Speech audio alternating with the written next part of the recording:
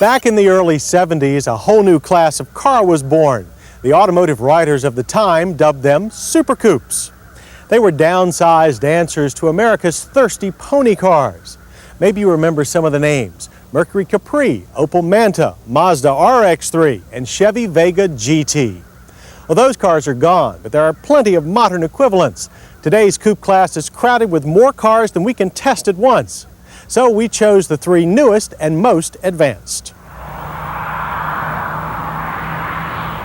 Our trio of sport coupes includes two Japanese-designed, American-built contenders, a $16,698 Ford Probe GT, a $15,821 Plymouth Laser RS Turbo, along with an imported $15,474 Nissan 240SX-SE.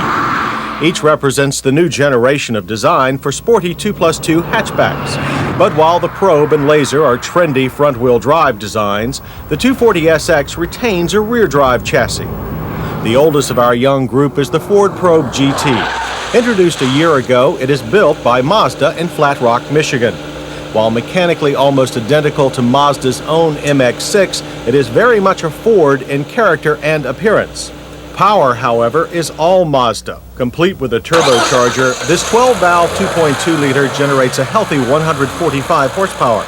Its torque rating is the highest of our group at 190 pound-feet. The second transplant is the work of Mitsubishi and Chrysler. Made by Diamond Star Motors in Normal, Illinois, this Plymouth Laser RS Turbo is virtually identical to the Eclipse GS Turbo sold by Mitsubishi.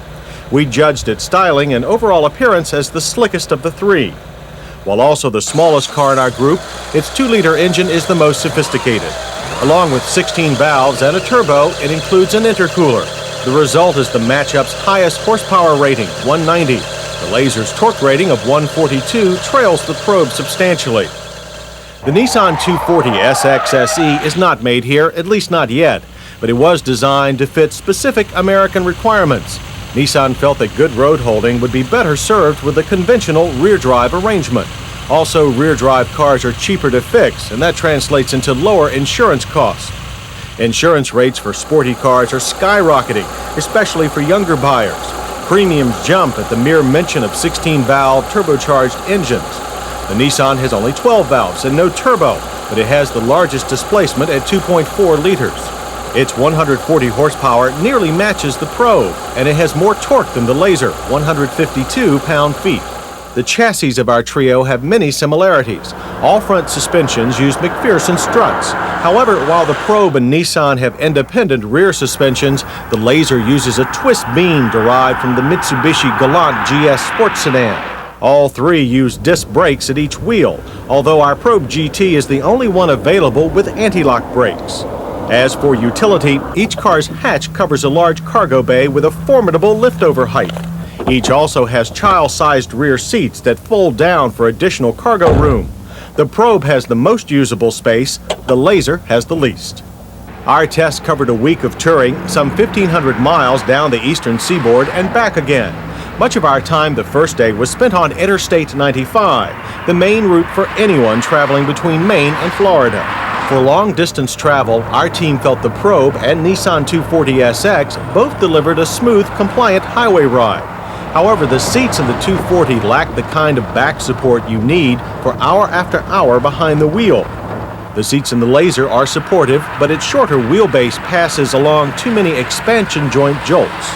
We ventured off I-95 to reach our overnight stop, the seaport city of Wilmington, North Carolina, where we spent the next morning visiting one of the major tourist attractions of the Tar Heel State, the USS North Carolina Battleship Memorial. The USS North Carolina was the first battleship commissioned after the bombing of Pearl Harbor. With 9 16-inch guns and displacing up to 45,000 tons, the North Carolina carried out 9 shore bombardments and earned 12 World War II battle stars. Permanently moored at Wilmington since 1961, the ship has been lovingly restored to her former glory. Visitors are able to venture far above and below the main deck of this huge vessel, nicknamed the Showboat.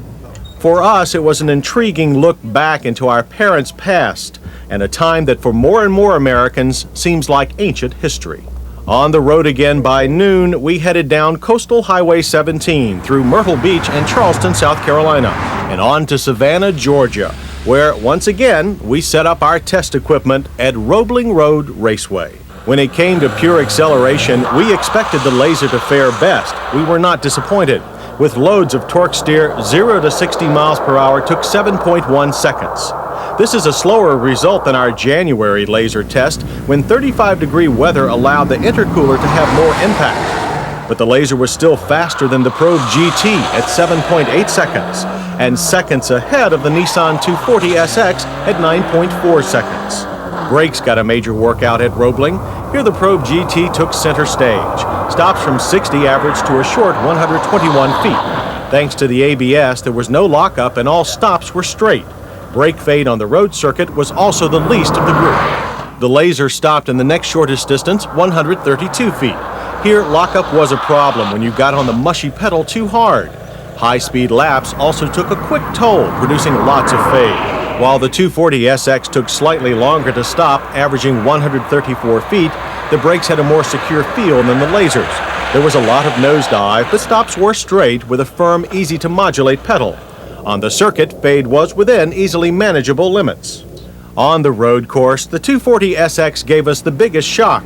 Our Nissan did not have the high-performance suspension tuning and tires that the other cars had. Regardless, it still made its way around the racetrack and through our handling course with great precision. It was the best balanced of the three cars. As far as lap times around this 2-mile road course, the more powerful Probe GT and Laser were faster, yet both were more of a struggle to drive hard than the Nissan.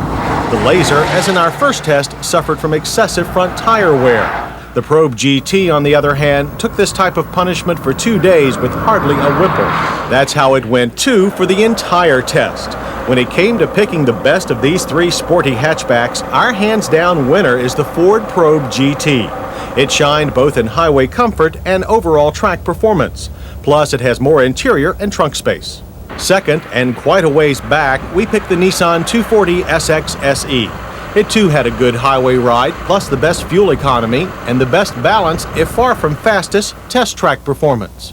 It goes to show that there is a lot to say for old-fashioned rear-wheel drive. Scoring only a few points less than the 240 is the Plymouth Laser RS Turbo. While easily the fastest car in the group, both its highway and track performance were flawed. It also had more torque steer than we cared to handle. However, it was our team's top pick when it came to styling and interior design. If we've learned anything during this test, it's how far sport coupes have come in less than 20 years. All three of these cars make the old Super Coupe seem like dinosaurs. These are the kinds of well-designed sporty cars that buyers are demanding. And the best news is there are more to come.